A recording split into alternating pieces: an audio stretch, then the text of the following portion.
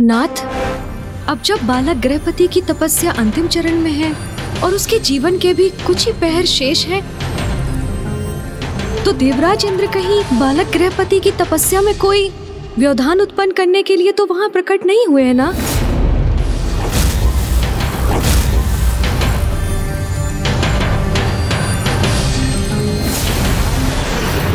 महादेव को प्रसन्न कर किसी का भी अपनी मृत्यु पर विजय प्राप्त करना सरल नहीं होता। बस बालक,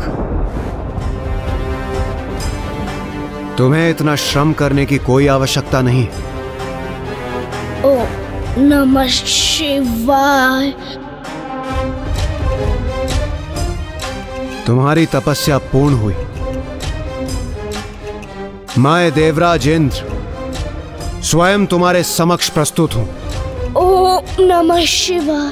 जो तुम मांगना चाहते हो वो मुझसे मांगो, क्योंकि तुम्हारी इस क्लांत और दुर्बल अवस्था में तुम महादेव की इस तपस्या को पूर्ण नहीं कर पाओगे।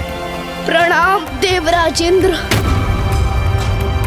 मैं कितना भी दुर्बल क्यों ना हो जाऊं, किंतु मेरी तपस्या तभी संपन्न होगी जब मुझे प्रभु महादेव के दर्शन प्राप्त हो जाए, और मुझे जो वरदान मांगना है मैं स्वयं ही उन्हीं से मांगने में समर्थ हो जाऊंगा।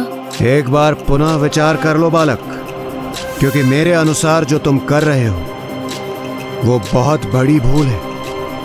क्योंकि ना तो तुम में इतना सामर्थ्य है और ना ही तुम्हारे पास इतना समय शेष है।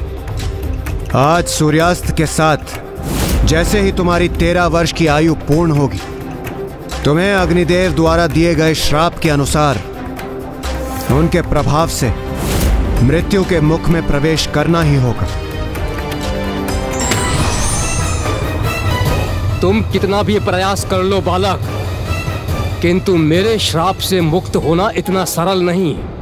मेरे भाग्य में जो भी है मैं उसका सामना करने के लिए प्रस्तुत हूँ देवराज, किंतु मैं प्रभु महादेव की पूजा को अधूरा नहीं रहने दूंगा। मुझे पूर्ण विश्वास है उनकी कृपा दृष्टि अवश्य होगी मुझ पर, वो मुझे दर्शन अवश्य देंगे। मैं तुम्हें सावधान कर रहा हूं बालक। इस प्रकार अपनी हट पर स्थित रहने से तुम्हें महादेव के दर्शन प्राप्त नहीं होंगे और कदाचित तुम मुझसे प्राप्त होने वाले वरदान से भी वंचित हो जाओगे। मुझे क्षमा करे देवराज, मेरी अंतिम श्वास तक मेरे प्रभु की तपस्या पूर्ण करने से मुझे कोई भी नहीं रोक सकता।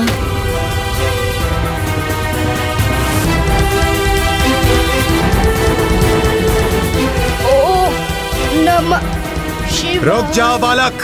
ओम नमः शिवाय।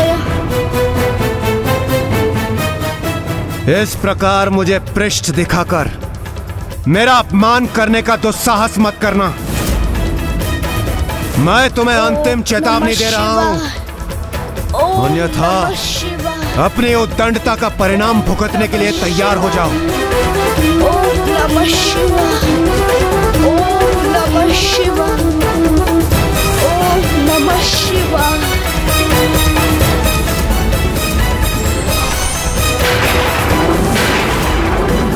ओम नमः शिवाय। ओम नमः शिवाय। अग्निदेव, जिस क्षण की आप अत्यंत उत्सुकता से प्रतीक्षा कर रहे थे वो अब निकट है। ओम नमः शिवाय। इस बालक के पिता विश्वानर को जो आपने श्राप दिया था उसके फलित होने का समय अब निकट है। ओम नमः शिवाय। इस बालक की मृत्यु तो अवश्य होगी। उचित समय पर प्राण घातक आघात कर इसे इसके प्राणों से वंचित अवश्य करूंगा मैं। ओम नमः शिवाय।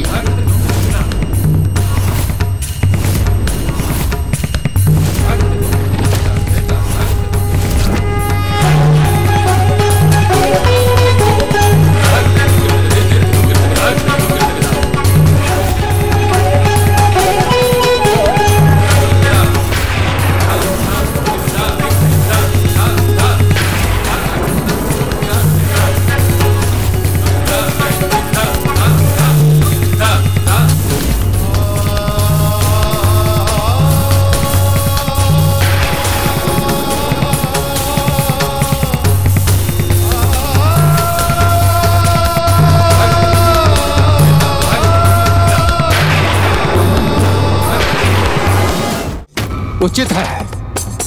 देवराज इंद्र के वज्र से जो अग्नि उत्पन्न हुई है उससे मुझे ये अवसर प्राप्त हुआ है। अब मैं अपना श्राप फलित करूंगा। ओम नमः शिवाय।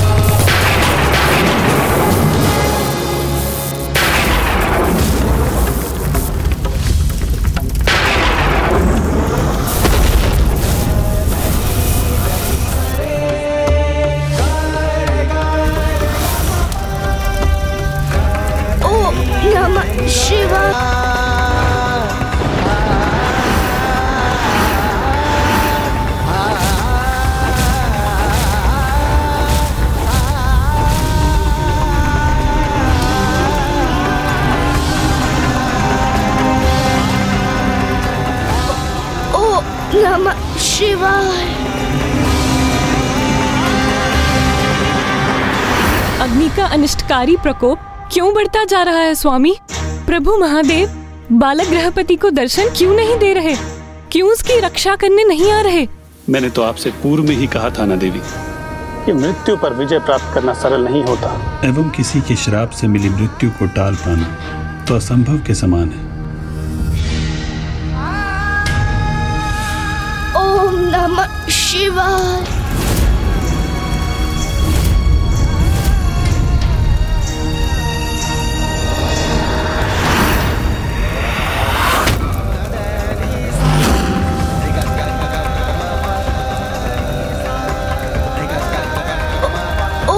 नमः शिवाय।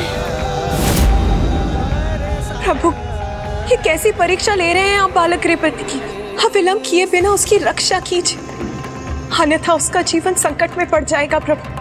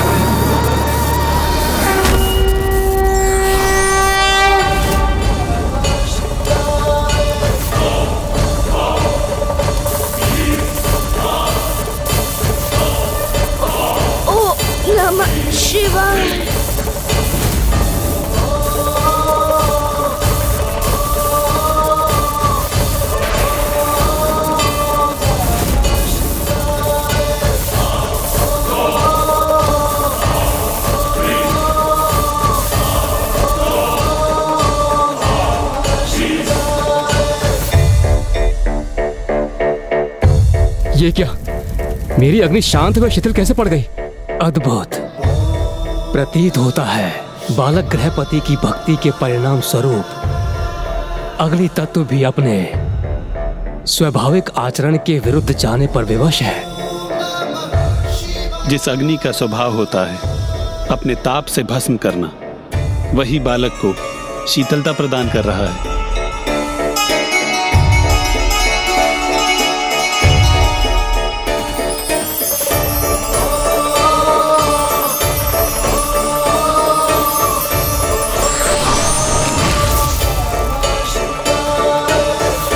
देवराज इंद्र के मुखमंडल पर यह मुस्कान क्यों है? क्या हो रहा है ये? और मैं क्यों अपनी आग्नेय शक्ति का प्रयोग करने में असमर्थ हो रहा हूं?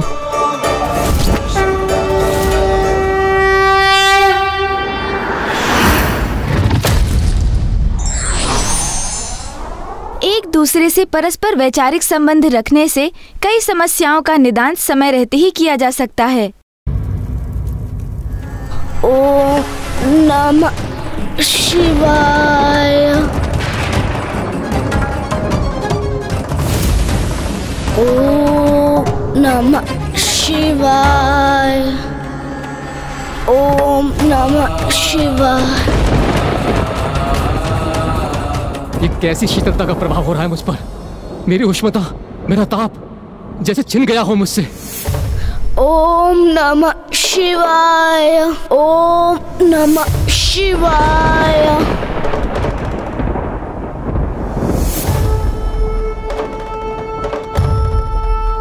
अग्नि का सागर बालक गृहपति के समक्ष था, किंतु वो उससे भी भयभीत नहीं हुआ और उसका निश्चय अभी भी अटल है। ओम नमः शिवाय। ओम नमः शिवाय। ओम नमः शिवाय।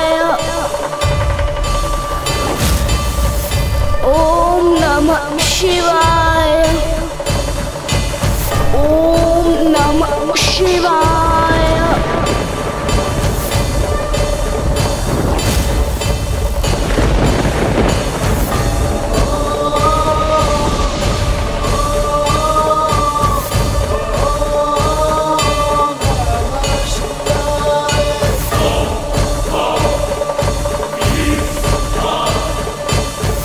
मुझे क्षमा कीजिए प्रभु, मैं ही आपको पहचान ना सका, किंतु मुझे अब आपका वास्तविक परिचय ज्ञात हो गया है।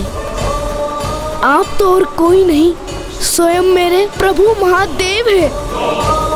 हे प्रभु, अपने स्वाभाविक रूप में मुझे अपने दिव्य दर्शन प्रदान करने की कृपा कीजिए।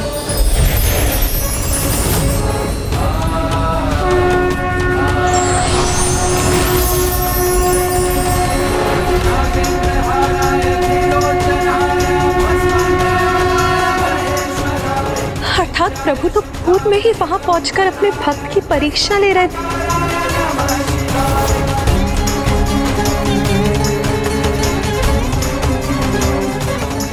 बालक गृहपति, सभी परीक्षाओं में सफल होकर तुमने ये प्रमाणित कर दिया है कि भक्ति की शक्ति से कुछ भी संभव हो सकता है, मृत्यु को भी पराजित किया जा सकता है।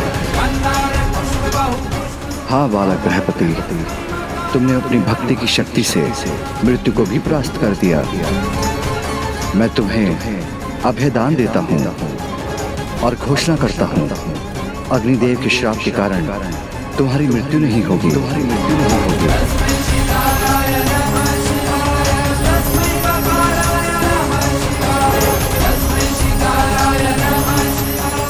प्रभु महादेव ने स्वयं इस ऋषि पुत्र बालक को मेरे श्राप से मुक्त कर दिया।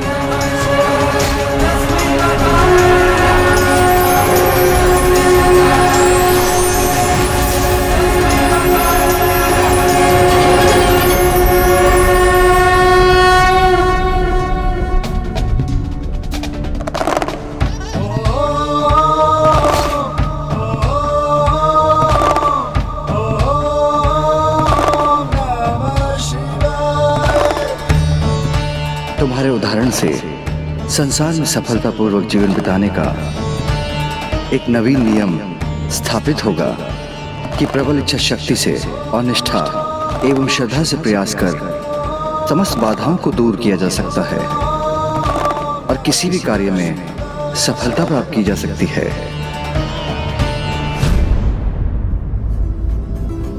हे महादेव,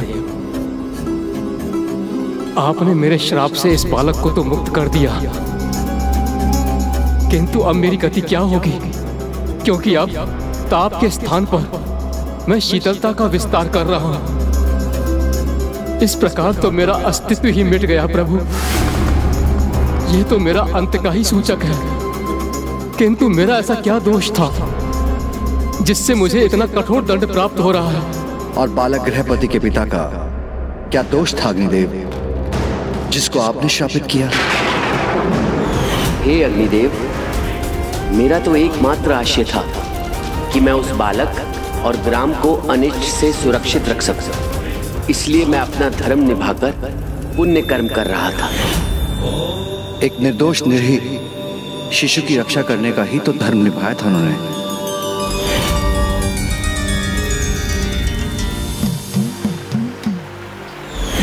जिसके समक्ष आप उसकी मृत्यु बनकर प्रस्तुत हुए थे, जबकि अभी उसकी मृत्यु का समय नहीं आया था।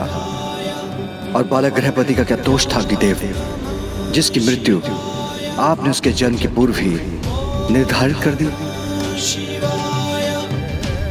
हे प्रभु, मुझे क्षमा करें, मैं अपने क्रोध पर नियंत्रण नहीं रख सका। नियंत्रण ही तो अनिवार्य है अग्निदेव, क्योंकि व्यवहार, शक्ति और जीवा पर जिसका नियंत्रण नहीं होता वह अनेकों भूल करता है और फिर उन्हीं भूलों के चक्र में उलझता चला जाता है। आपकी अग्नि के अनियंत्रण प्रकोप को नियंत्रण में लाने के लिए ही गृहपति का जन्म हुआ है। गृहपति के दृढ़ निश्चय और भक्ति की शक्ति के कारण ही अग्नि का ताप शीतलता में परिवर्तित हो गया। आप अपने स्वाभाविक व्यवहार को तभी प्राप्त कर सकेंगे जब आप अपनी अग्नि को नियंत्रण में रखेंगे, स्वयं कहीं उत्पन्न नहीं होंगे और स्वेच्छा से एक सीमा से अधिक अपना विस्तार कर संपूर्ण सृष्टि को प्रभावित नहीं करेंगे। मैं आपको वचन देता हूं प्रभु, मैं अपनी अग्नि को वहीं उत्पन्न करूंगा जहां मुझे प्रकट होने का अवसर दिया जाएगा, अन्यथा जहां मेरा आवाहन होगा और मेरा प्रभाव सदैव सीमित ही रहेगा।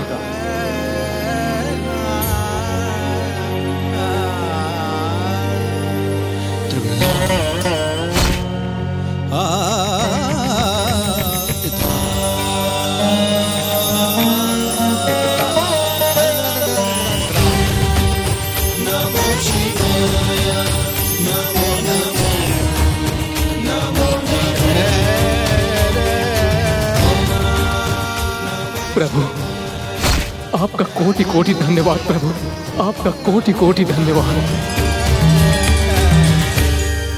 प्रभु, जब अग्निदेव ने स्वयं पर नियंत्रण रखने का वचन दे ही दिया है, तो संसार में एक और नियम स्थापित होना चाहिए।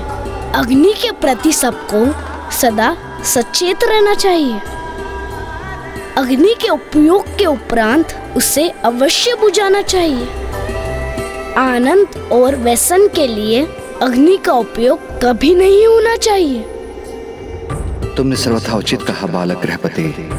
आज के उपरांत तुम्हारी कथा से समस्त जगत अग्नि के उपयोग के नियम को सदा स्मरण रखेगा और मैं तुम्हें सभी दिशाओं का नियंत्रक होने का आशीष देता हूं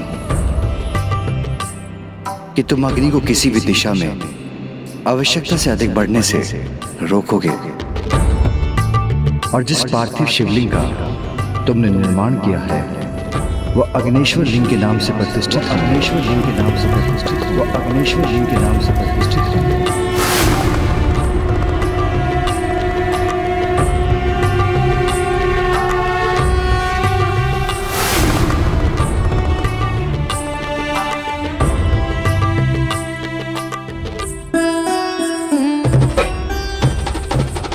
आने वाले समय में जो भी अग्नेश्वर लिंग की उपासना करेंगे उनका जीवन अग्नि अथवा अग्नि तत्व के किसी भी कुप्रभाव से सुरक्षित होगा।